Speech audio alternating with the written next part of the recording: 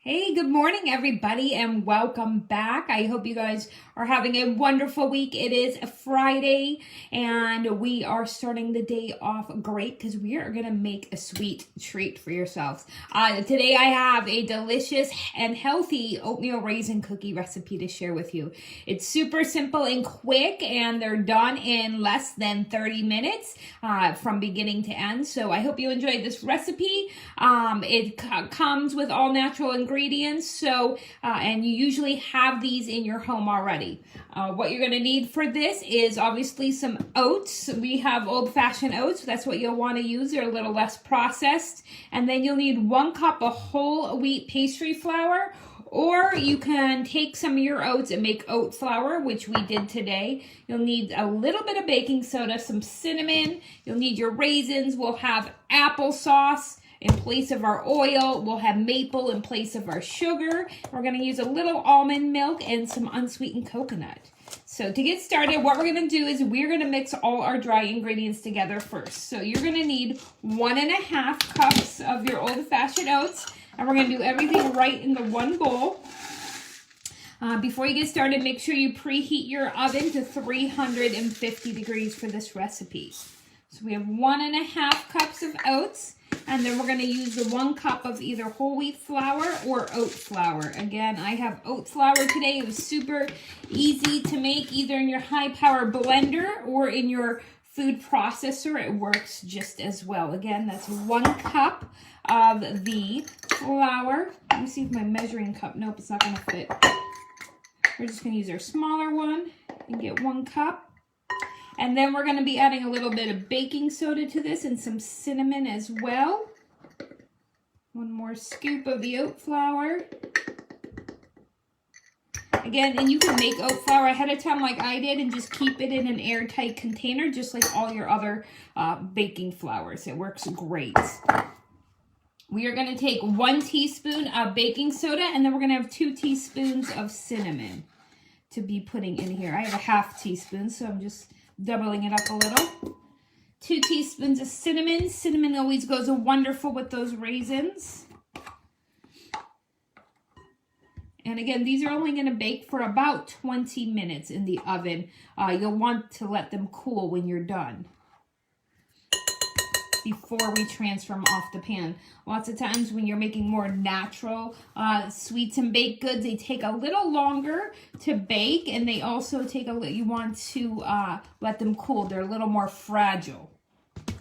We're going to add, now to this, we're going to start adding some wet ingredients. We're going to take 1/2 cup of applesauce to this.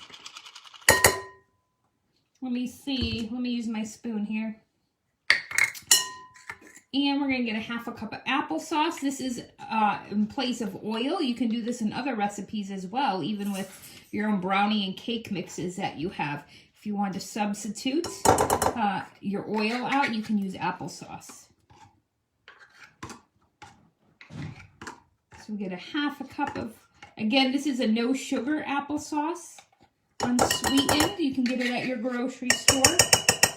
So 1/2 cup of your unsweetened applesauce, and then we're going to add 1/4 cup of maple syrup. This is in place of our sugar. This is a sugar, but it's an all natural sweetener. So we're going to add 1/4 cup of the maple, and then we're going to add 1/4 cup of almond milk, or whatever milk you have available will work as well. You can use a soy milk or your regular milk. Oat milks are really popular right now.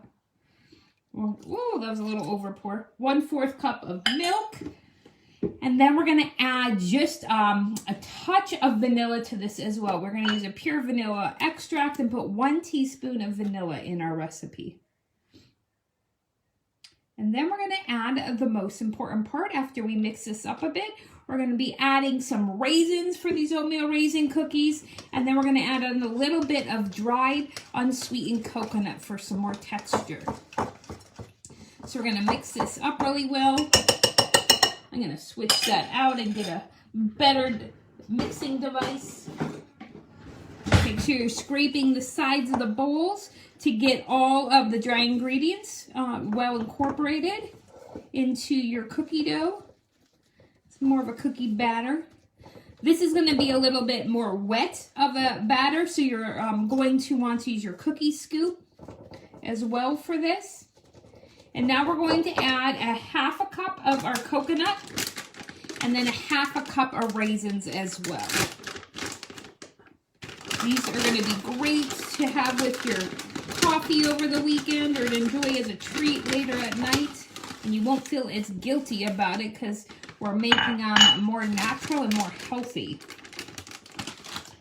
And then lastly, your 1 cup of raisins. Again, these are just raisins. There's no sugar added. As we always tell you, it's important to read your ingredients just so you know what you're getting, because lots of times they like to add sugar to our foods, and you want to be cautious of that. So these are just as sweet without any added sugar. You're never going to notice a difference at all. So now we're just going to mix that in. That'll help absorb some of that moisture out of the cookie batter. And you're going to want to fold those raisins and that coconut in really well to make sure that the raisins are distributed nicely throughout the cookie dough. That way, towards the end, you're not going to start getting cookies that don't have any raisins at all. That can happen sometimes with chocolate chips and raisins.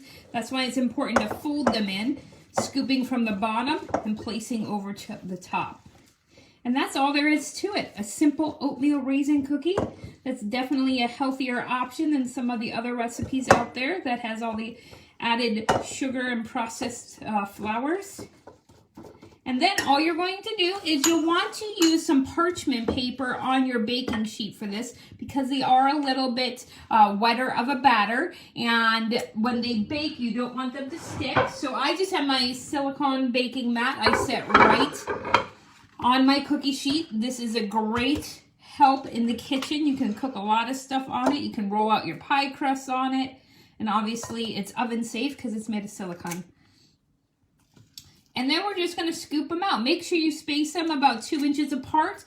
These may spread a little bit as they flatten out during the baking process.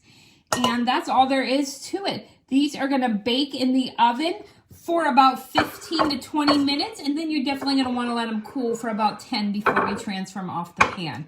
So I hope you guys enjoyed this recipe. I will share it in the comments below so you have a copy for yourself, and I will definitely be back later with a delicious and nutritious dinner recipe to get you through the weekend. Thanks, guys, and I'll see you soon. Have a great Friday.